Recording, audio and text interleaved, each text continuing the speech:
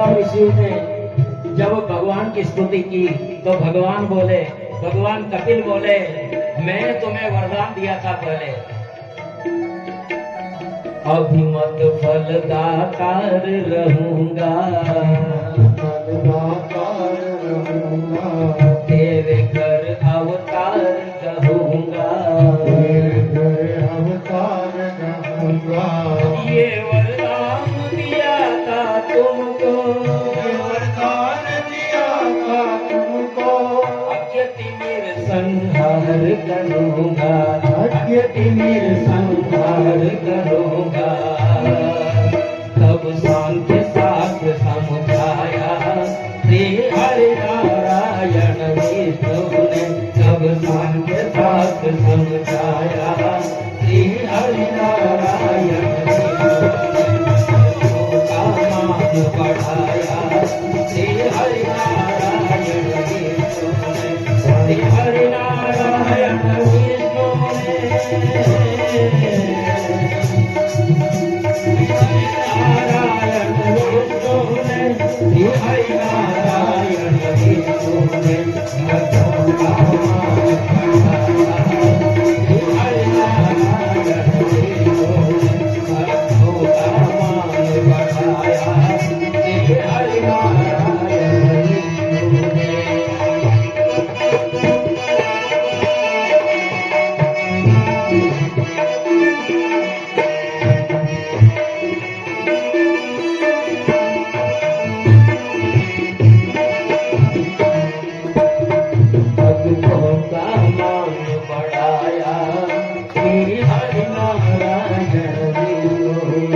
निज नाम कपिल ठहराया श्री हरि नारायण विष्णु ने, श्री हरि नारायण विष्णु ने, श्री हरि नारायण विष्णु ने।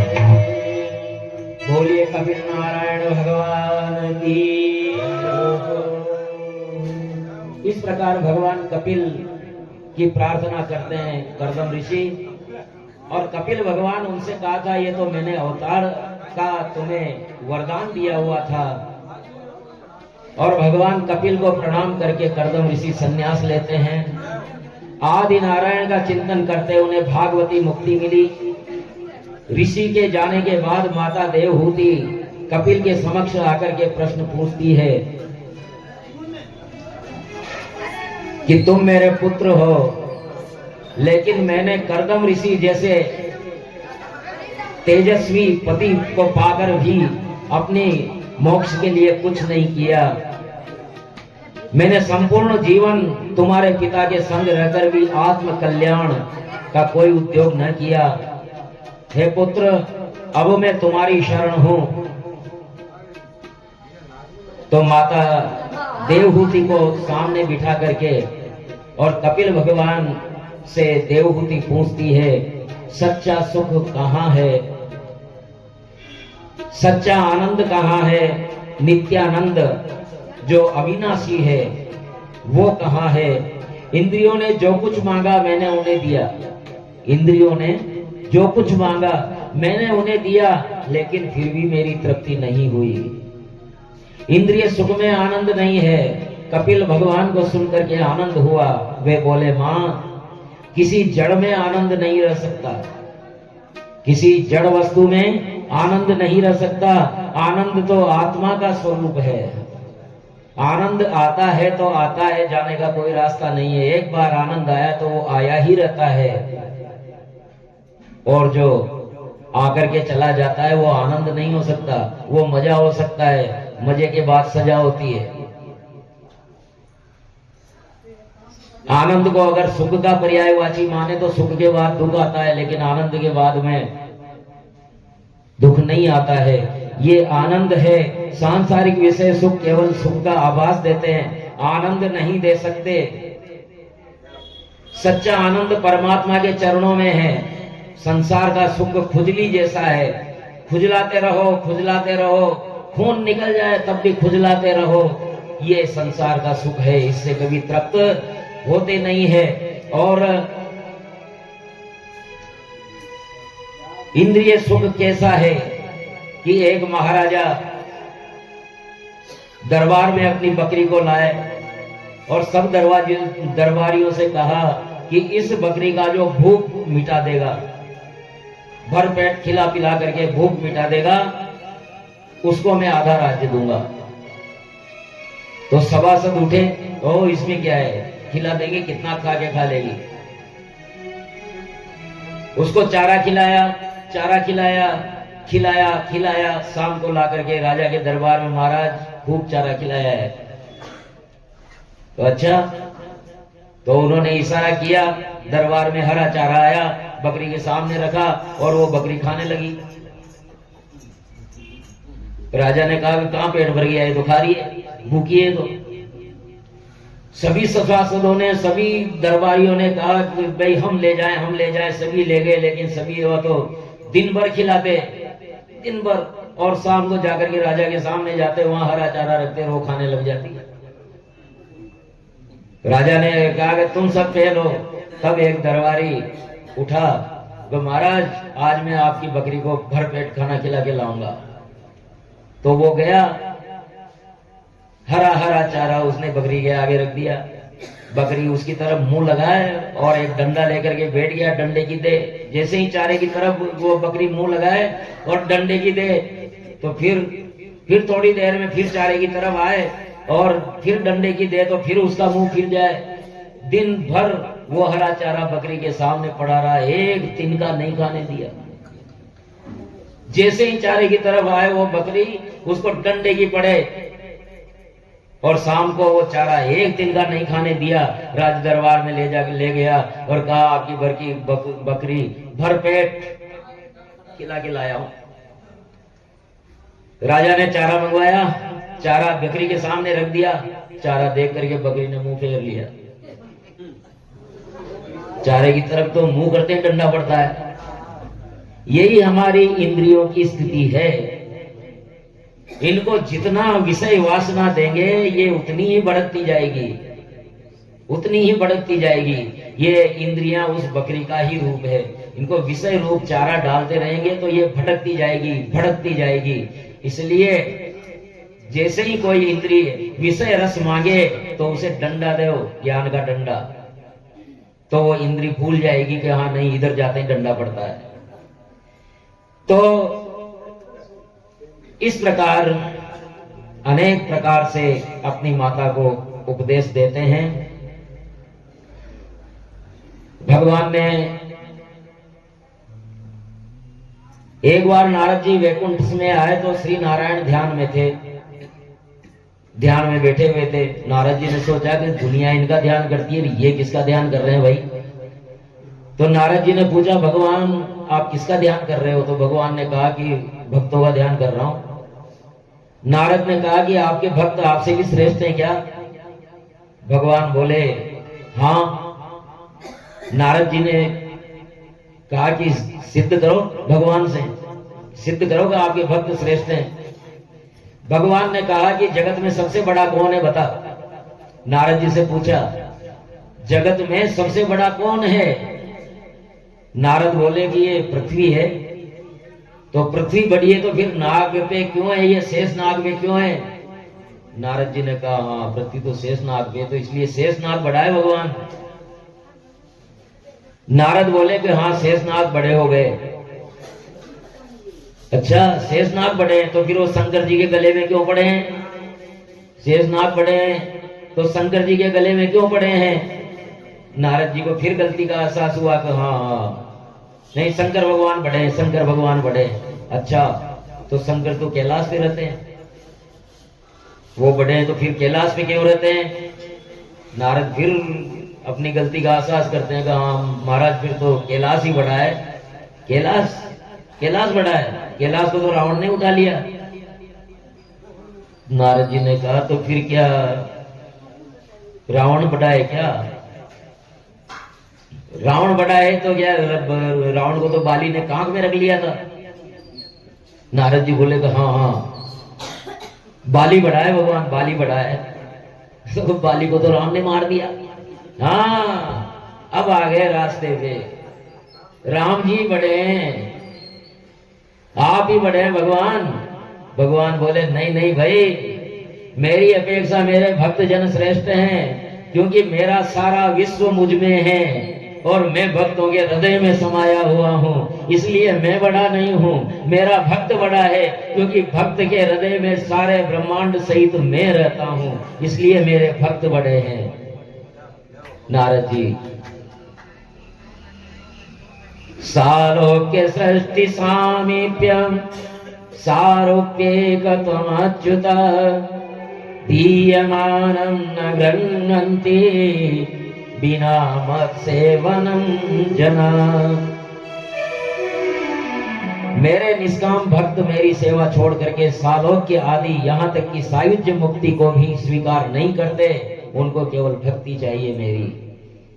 जन्म से वृद्धावस्था तक जीवात्मा पाप करता है, वृद्धावस्था में दुख सहन करना पड़ता है, सेवा कोई नहीं करता। संसार में 4 प्रत्यक्ष देव हैं। संसार में ध्यान देना, संसार में 4 प्रत्यक्ष देव हैं। एक तो माता पिता प्रत्यक्ष है, माता पिता का आशीर्वाद जैसा फलता है वैसा किसी का नहीं फलता। दूसरे हैं गुरु, गुरु भी प्रत्यक्ष देव है इस धराधाम पर। और तीसरे हैं अतिथि, अतिथि अभ्यागत जो आ जाए, अतिथि जिसकी कोई तिथि नहीं है, कभी भी आ जाए, वो भी ईश्वर का ही रूप माना जाता है। और सूर्य,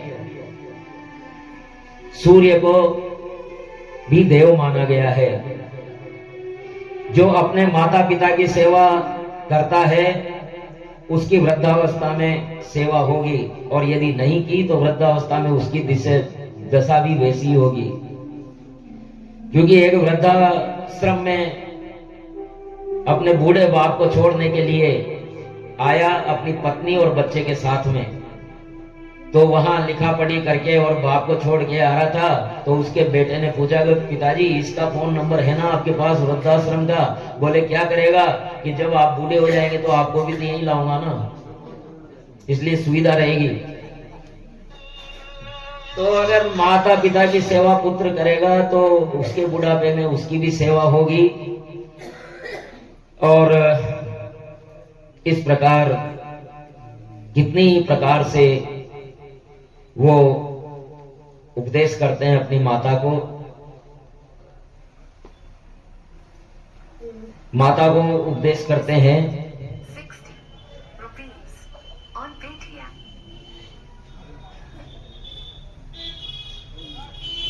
अब कहते हैं कि हे माता, व्यक्ति कर्म करता है और कर्म के अनुसार स्वर्ग या नरक में जाता है, और जब उसके कर्म क्षीण हो जाते हैं तो वो पुनः इस धराधाम पर आता है। बोले क्या कह रहे हो?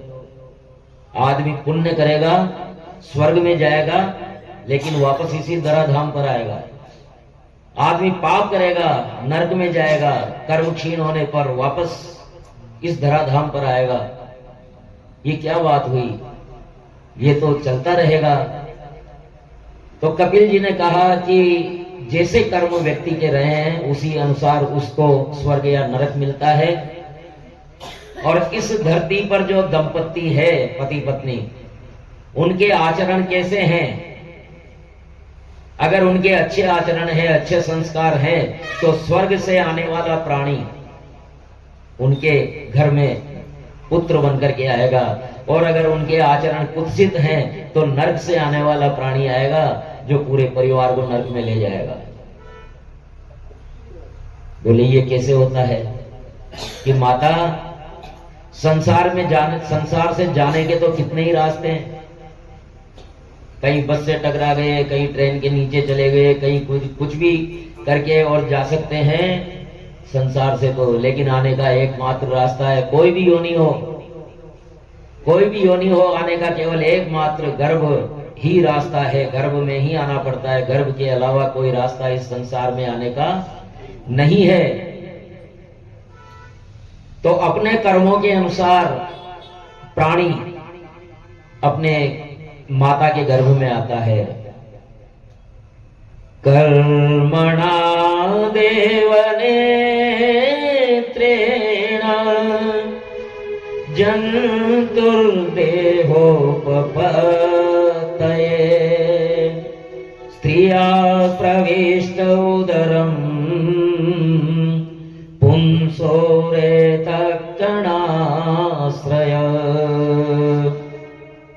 अपने कर्म के अनुसार, अपने भाग्य के अनुसार जंतु देह की उत्पत्ति के लिए पिता के शुक्र पर सवार होकर के और माता के गर्भ में प्रविष्ट होता है। गर्भाधान के दिन जीव पानी के बुलबुले सा 10 दिन में बेर के फल जैसा बड़ा और कड़ा हो जाता है। 1 माह में सिर, 2 माह में हाथ पांव का विकास होता है, 3 माह में बाल और नाखून आ जाते हैं, 4 माह में सप्त धातु, 5 माह में गर्भस्थ शिशु को भूख प्यास लगने लगती है और वो घूमने लगता है। 6ठे माह में माता के पेट में वो भ्रमण करने लगता है। जहाँ गर्भस्थ जीव रहता है वह स्थान विष्ठा मूत्र से भरा होता है। षडांग में सड़ता रहता है, अनेक कृमि कीट उसमें उत्पन्न होते हैं, उस सुकुमार शिशु को काटते रहते हैं। शिशु को असह्य दर्द होता है। माता कभी खट्टी तीखी कड़वी चीज खा लेती है तो उसके अंगों में बड़ी वेदना होती है। अंगों में वेदना होती है, वो अपने अंगों को हिला डुला भी नहीं सकता। पिंजड़े के पंछी की तरह जेर में लिपटा हुआ रहता है, कुछ भी कर पाने में असमर्थ होता है। इसी समय अदृष्ट की प्रेरणा से उसे सैकड़ों जन्मों की स्मृति होती है। 100 सालों से वो इसी तरह गर्भ में आता रहा है और गर्भ में याद करके वो बड़ा व्याकुल हो जाता है कि हर बार मैं गर्भ में आता हूँ, गर्भ में भगवान से वचन देता हूँ कि मैं अब आया तो मैं आपको भूलूंगा नहीं, आपका भजन करूंगा। हे प्रभु मुझे बाहर कब निकालोगे, बाहर निकालोगे, हे प्रभु बाहर निकालो। लेकिन फिर उसे याद आता है कि 100 जन्मों से हर जन्म में मैं यही कहता रहा हूं कि आपको भूलूंगा नहीं, लेकिन जैसे ही मैं बाहर निकलता हूं आपकी माया मुझे घेर लेती है और मैं फिर वही पाप कर्म में पड़ जाता हूं। इसलिए लाख में दुखी हूं। यहाँ कीड़े काट रहे हैं, मुझे बड़ा कष्ट है, लेकिन फिर भी मैं भगवान की माया से मुक्त हूं। बाहर मत निकालना, मैं यही ठीक हूं। हे नारायण नारायणा दया कीजिए, हे माधवा दया कीजिए।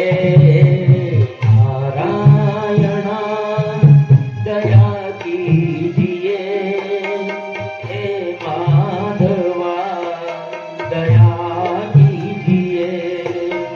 हे केशवा दया कीजिए, दया कीजिए, दया कीजिए।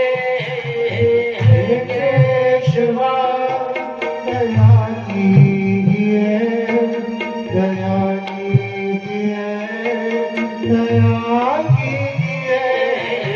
नारायणा दया कीजिए, दया कीजिए, दया कीजिए। नारायणा दया कीजिए, दया कीजिए, दया कीजिए। नाथमां विशुद्धीता सतवग्रे कृताञ्जलि स्तुतितं विक्लवाचा येन दरेकिता। नारायणा दया कीजिए, हे माधवा दया कीजिए। नारायणा दया कीजिए, हे केशवा दया कीजिए। हे प्रभु गर्भ में मैं बड़ा दुखी हूँ। हे प्रभु आपकी कृपा से मुझे 100 जन्मों की याद आ रही है। मैं अगर बाहर निकला तो प्रभु कृपा करना, आपकी माया मुझे घेरे नहीं। हे केशव,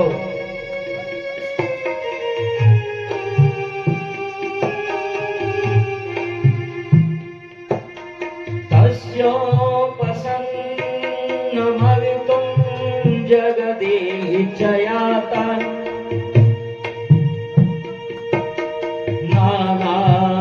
नानातनोर्भुवि चरणारविन्दौ सोऽहं व्रजामि शरणं व्यकुलो भयं मे येनेद्रशी